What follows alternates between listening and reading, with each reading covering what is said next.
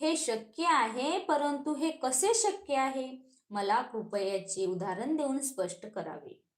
समजा एखादा माणूस हे राजा ज्योतीने ज्योत पेटवितो, तेव्हा तेथे ते म्हणता येईल का की एकीचे संसरण दुसरीच झाले? नाही, निश्चितच असे म्हणता येणार नाही. नेमके याचप्रमाणे हे राजा संसरणाशिवाय पुनर्जन्म शक्य आहे. मला आणखी उदाहरण देऊन समजावून सांगावे.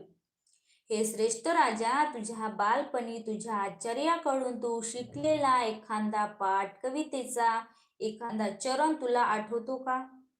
होय, मला ते आठवते. मग का तो पाठ मग काय तो पाठ, तो कवितेचा चरण आचार्याकडून तुझ्याकडे संसरित झाला आहे का? नाही, निश्चितपणे नाही. हे श्रेष्ठ राजा, नेमके याचप्रमाणे संसरणाशिवाय पुनर्जन्म शक्य आहे. अतिउत्तम नागसेना, अतिउत्तम.